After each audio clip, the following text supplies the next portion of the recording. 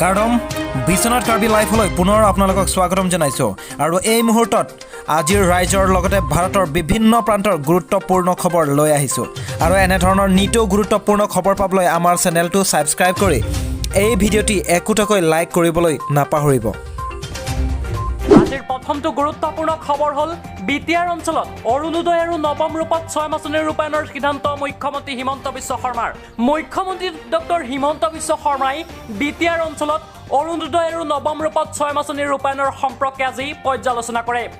অসম প্ৰশাসনীয় পদাধিকাৰী মহাবিদ্যালয়ত অনুষ্ঠিত বৈঠকত ৰাজ্য চৰকাৰৰ মন্ত্ৰী ইউজি ব্ৰহ্ম, অশোক সিংঘাল, বিটিআৰৰ প্ৰধান প্ৰমোদ বড়ো, সাংসদ দিলীপ শইকীয়া আৰু বিধায়ক তথা মুখ্যমন্ত্ৰীৰ ৰাজনৈতিক সচিব জয়ন্ত মল্লবৰুৱা উপস্থিত থাকে। আঁচনি দুখন সফল ৰূপায়ণৰ বাবে বিভিন্ন দিশৰ বিষয়ে বৈঠকত আলোচনা কৰা হয়। মুখ্যমন্ত্ৰীয়ে দুইখন আঁচনিৰ হিতাধিকাৰীৰ তালিকা দ্ৰুতভাৱে চূড়ান্ত কৰিবলৈ নিৰ্দেশ দিয়ে।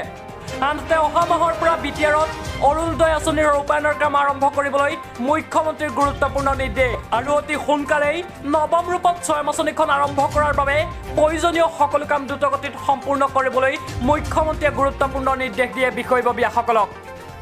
ইয়াৰ পাছতেই আজিৰ 2 নম্বৰটো অতিকে গুৰুত্বপূৰ্ণ খবৰ হৈছে স্বাস্থ্য বিভাগৰ পৰা অনুমতি পালেই সেৱাই অনুষ্ঠিত কৰিব পাৰিব মেট্ৰিক পৰীক্ষা।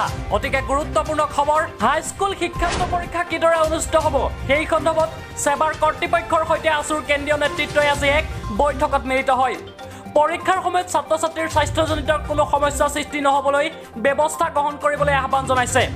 লগতে পৰীক্ষা সোনকালেই ছাত্ৰ ছাত্ৰীসকলক পৰীক্ষাৰ প্ৰণালীৰ সন্দৰ্ভত ৰাজহুৱা কৰিবলৈ সেৱাক আহ্বান জনাইছে আছুৰ নেতৃত্বই। কোভিডৰ এই জটিল পৰিস্থিতিৰ মাজত ছাত্ৰ ছাত্ৰী আৰু অভিভাৱকসকল মানসিক চাপত আছে। তেওঁলোকে যাতে কোনো হাৰাশাস্তি ভুগিব নালাগে তালৈ লক্ষ্য ৰাখি অতি সোনকালেই সেৱাক পৰীক্ষাৰ সন্দৰ্ভত স্থিতি ৰাজহুৱা কৰিবলৈ আহ্বান জনাইছে আছুৰ কেন্দ্ৰীয় নেতৃত্বই। ইপিনে স্বাস্থ্য বিভাগৰ পৰা অনুমতি পালে সেৱাই অনুষ্ঠিত কৰিব পাৰিব মেট্ৰিক পৰীক্ষা। সেৱাই মেট্ৰিক পৰীক্ষা অনুষ্ঠিত কৰিবলৈ সাজু বুলিও জানিবলৈ দিয়ে। লগতে পৰীক্ষা চেণ্টাৰ বৃদ্ধিৰ বাবে আহ্বান জনাইছে আছুৰ নেতৃত্বই। 232টা নতুন চেণ্টাৰ খোলাৰ বাবে ব্যৱস্থা গ্ৰহণ কৰা হৈছে বুলিও তেওঁলোকে জানিবলৈ দিয়ে। আনহাতে ছাত্ৰ ছাত্ৰীয়ে যাতে কোনো ধৰণৰ মানসিক হাৰাশাস্তি নোপোৱাকৈ সোনকালেই সিদ্ধান্ত লোৱাৰ বাবে আহ্বান জনাইছে আছুৰ নেতৃত্বই। 5 তাৰিখলৈ এই সন্দৰ্ভত স্বাস্থ্য খণ্ডৰ সৈতে আলোচনা কৰিব নোৱাৰিব। পৰীক্ষা কেন্দ্ৰত মাস্ক চেনিটাইজাৰ যোগান ধৰাৰ বাবে আহ্বান জনাইছে আছুৰ কেন্দ্ৰীয় নেতৃত্বই। ইয়াৰ পাছতে আজিৰ অন্য এটা অতিকে গুৰুত্বপূৰ্ণ খবৰ হৈছে ৰাজ্যজুৰি ড্ৰাগছৰ বিৰুদ্ধে অভিযান, কেইবাজনকো আটক।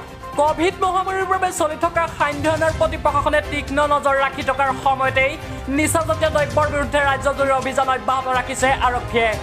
শুকুৰবাৰে অব্যাহত থাকিল আৰক্ষীৰ ড্ৰাগছ বিৰোধী অভিযান। দিছপুৰ আৰক্ষীয়ে জব্দ কৰিছে বৃহৎ পৰিমাণৰ ব্ৰাউন চুগাৰ। আৰক্ষীৰ হাতত গ্ৰেপ্তাৰ হৈছে 3 ড্ৰাগছ সৰবৰাহকাৰী।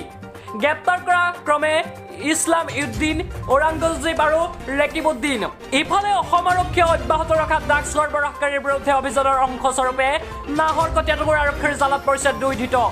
উপ আৰক্ষীৰ অধীক্ষক কুলপদীপ ভট্টাচাৰ্য আৰু নাহৰকটীয়াৰ আৰক্ষীৰ ভাৰপ্ৰাপ্ত বিষয়া ভাস্কৰ শইকীয়াৰ নেতৃত্বত যোৱা বৃহৎ আৰক্ষীৰ দলে গোপন সূত্ৰৰ পম খেদি চিনেমাৰ কায়দাৰে নাহৰকটীয়াৰ পুৰণি কৈদৰ পৰা গ্ৰেপ্তাৰ কৰা সৰবৰাহকাৰী এজনৰ নাম হৈছে ৰন্তু দাস।